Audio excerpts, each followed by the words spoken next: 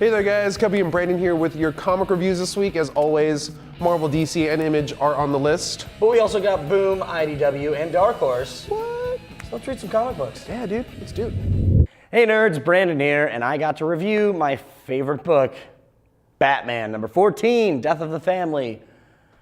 Holy crap, man. Scott Snyder is just like, he wasn't lying when he said this is just the Joker story of all Joker stories. You find out what's happened to Alfred from the end of the last issue, and just, wow. Like, I don't even know what to say at this point with any of this. There's a lot of things that happen in this. They're all spoiler-filled if I were to sit here and talk about them. I'm just going to say that the writing is absolutely incredible. Really awesome backup story with the Penguin. Can't wait to see how that plays into stuff.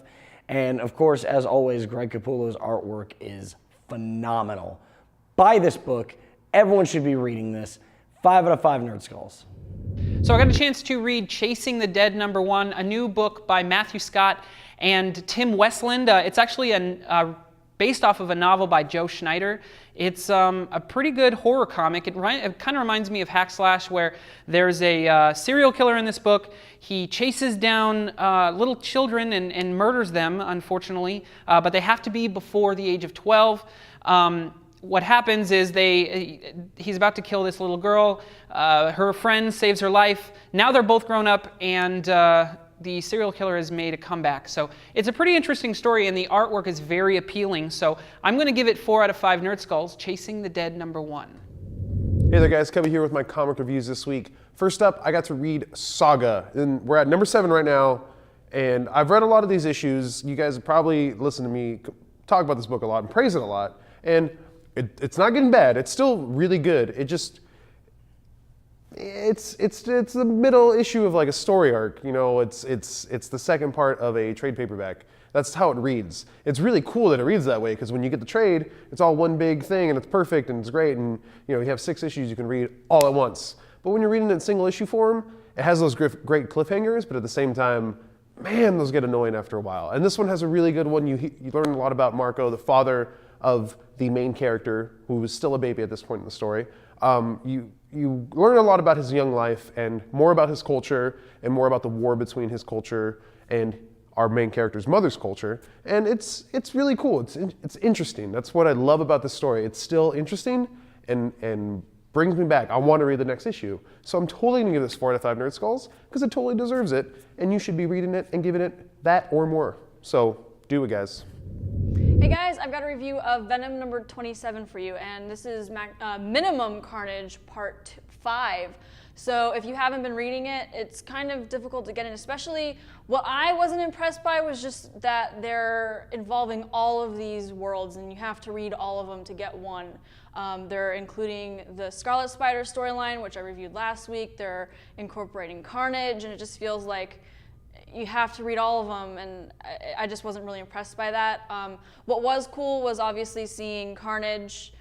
He's always awesome to watch, but him and Venom kind of face off a little bit, and at the same time though, it kind of felt like it was forced just because these are 2 characters that are generally considered awesome. So I'm only gonna give this book 2 Nerd Skulls. Frankenstein has been one of my favorite books this entire time of the New 52, and I got to read Frankenstein Agent Shade 14. I love this book. It is so, I still don't read any other book and have as much fun as I do reading this. It's awesome. I don't know why you guys, DC, are getting rid of this. This is so much fun. This is his Rot World tie-in, which is awesome. I didn't know that he was going to be involved in all this, but he is, and this story is just phenomenal. I don't know why we're getting rid of this book. You guys need to read this. Everyone just start buying the crap out of it. Don't cancel Frankenstein. It's 4 to 5 Nerd Skulls. So for a few months now, I've been waiting for Great Pacific to come out, a new title from Image Comics written by Joe Harris. The concept had me right at the first point. It's about the huge garbage patch the size of Texas it is a reality. I've actually seen footage about it, and it's not as bad as this book actually makes it out to be. Like it's an actual land, place where people can survive and stuff like that. But the concept was very interesting. I kind of felt like it was a PSA for the first half of the book, kind of trying to inform us of how much we're tearing down our planet. But at the last few pages, it turns that around and ends up having the intricacy of a Batman comic. It's about a rich guy that's trying to save the planet on his own, and in order to do so without all of the stock people getting in the way, he decides to fake his death. Very interesting story by Joe Harris, so I'm going to give this book 5 out of 5 Nerd Skulls. All right, guys, so I got to read The Phantom Stranger #2 this week, and I really don't know what to think about this book. I didn't read the first one. I kind of got a gist of it, though.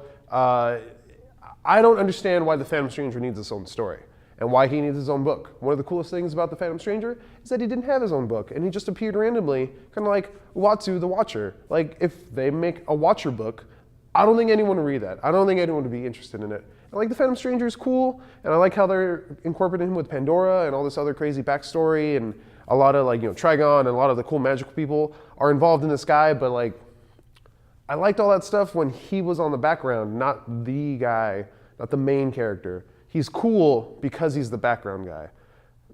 That's just me, though. And, like, the story, it's cool. The writing's a little weird.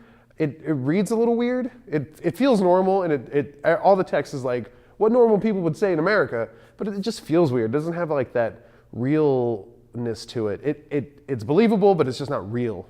I don't know. I'm weird. My comics are really specific, and I need them to be a certain way. But this one was okay. Good story, good pacing. Yeah, art could have been better. I'm going to give it 3 Nerd Skulls. Hey guys, I am really excited to be giving you this review of Batgirl #14.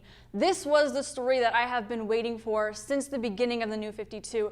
I've been following it, but I've just been kind of feeling like it's mediocre, just hoping that it would get better. And oh my God, this was the issue that we needed. We really needed Joker to come back because we've been kind of seeing her weakness from Joker, from her past.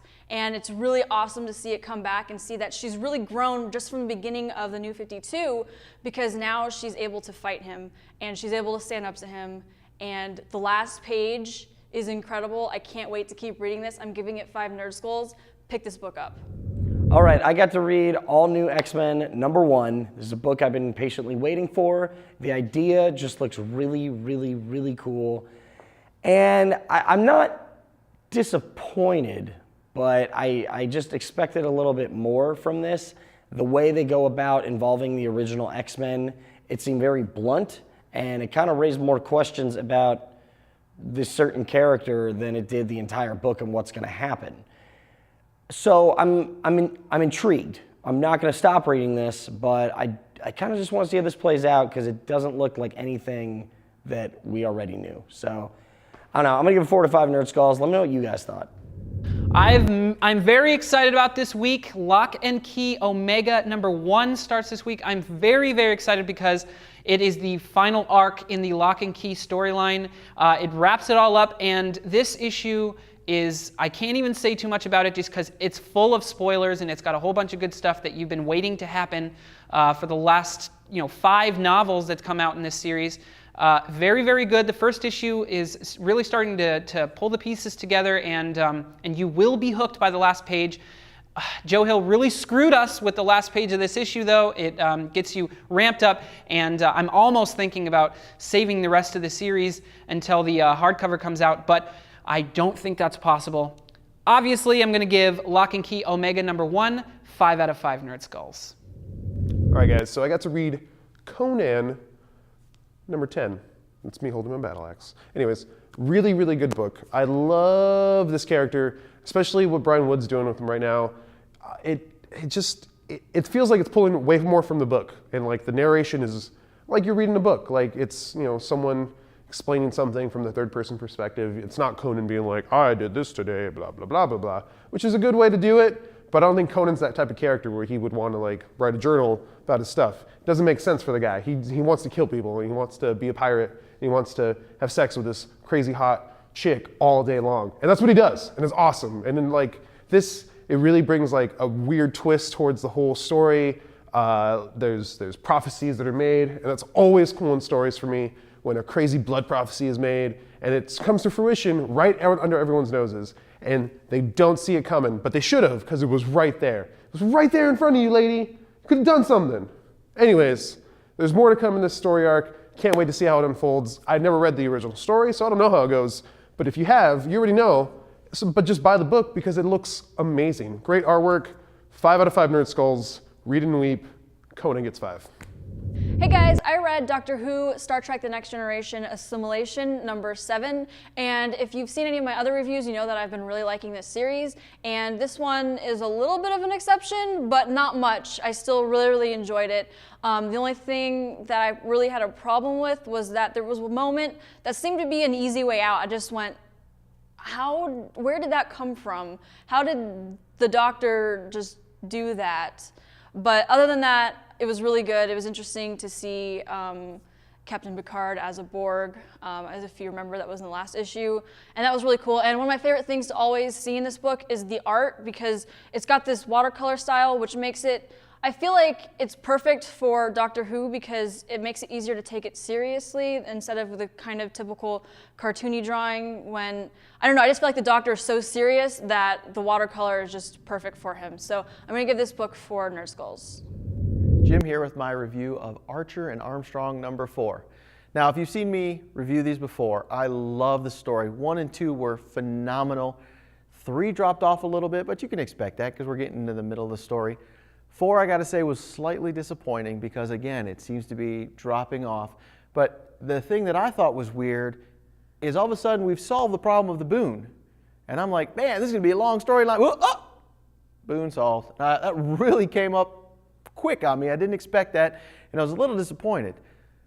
The problem mainly is that Fred Van Lent really wrote the first 2 issues fantastic, and now we're kind of getting the steady stream.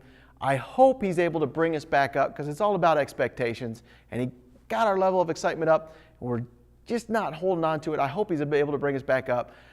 Archer and Armstrong figured out, they didn't figure out the Boon. The Boon was put together, turned on, did not want this. Last minute, Archer is able to destroy it.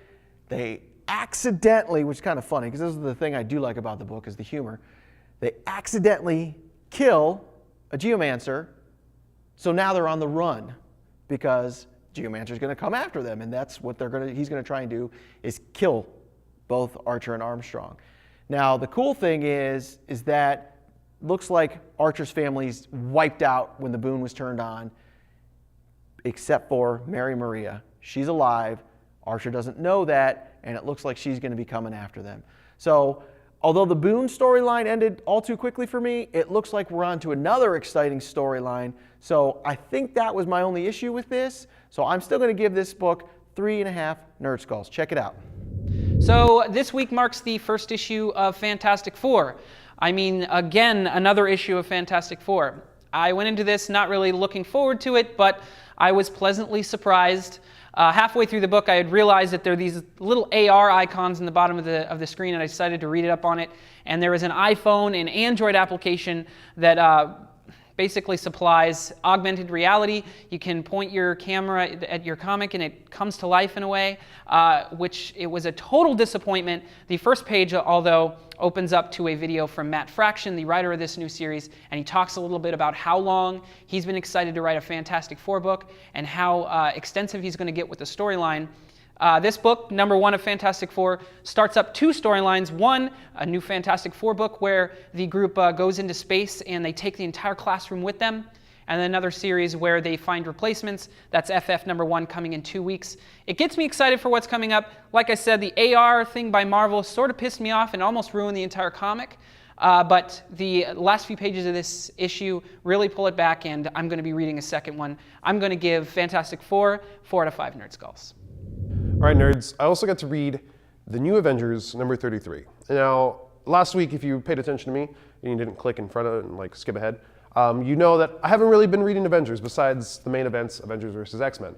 I'm a huge fan of the Avengers, and especially the New Avengers when they restarted the whole thing, not the newest number 1, the original number 1 with David Finch on art. It was an awesome book, great story. Brian Michael Bendis did wonders with that book.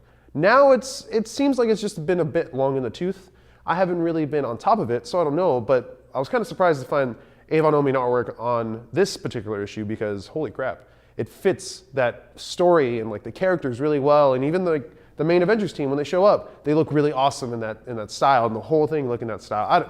I love it. He's a great artist, especially on the victories, if you're not reading that book as well. Anyways, this particular issue is the second to last of this story arc, dealing with Doctor Strange being set up for murder, blah, blah, blah, blah. I don't want to give too much away. It's very interesting, though, because it shows Maria Hill doing some stuff that you didn't think she was capable of. She's, using her instinct and kind of like being Nick Fury, being a really, really good Nick Fury ripoff. I mean, she's still Maria Hill and she's kind of a bitch, but she's showing that she could totally step up to the plate of being the leader of S.H.I.E.L.D. She can take over if she wanted to. Not Captain America, not Nick Fury, Maria Hill could be there and she would totally be capable. Beyond that, really cool ending. Doctor Strange, like I've never seen it before. Might have been like this back in the day, but I don't remember hearing about it or seeing it. And I can't wait for the next issue. Brian Michael Bendis' last issue on this book. It's gonna be crazy. So I'm giving this one 4 out of 5 Nerd Skulls. Hey guys, I was really excited to get the opportunity to read Point of Impact #2. I loved the first one and the second one was just as good. It started off with a really long chase, which was really, really cool to see. Just all the panels really worked together and I didn't feel like I was missing out on the story because you were following the detectives and it's half their story. And then the other story that we got to see was the husband of the woman who died in the first issue and kind of how he's dealing with it and that he's really determined to find out who the murderer was. And I love the perspective that he is a writer, so he's trying to cover the story, but his boss is like, no, you are a part of this story. You can't be involved in it, but he's gonna go on and do it anyway. This is a great story. It's really emotional. There's a lot that's great to it, and I don't know if you remember that I said before that it's kind of like a film noir almost, where it's mystery and it's black and white, so I definitely recommend this book. I'm gonna give it 4.5 Nerd Skulls. That's going to do it for comic reviews this week, but until next week, check us out on Twitter, Facebook, YouTube, and nerdlocker.com for all your nerdy news. I'm Brandon. And I'm Cubby. And we'll see you next week for more comic book reviews. Word.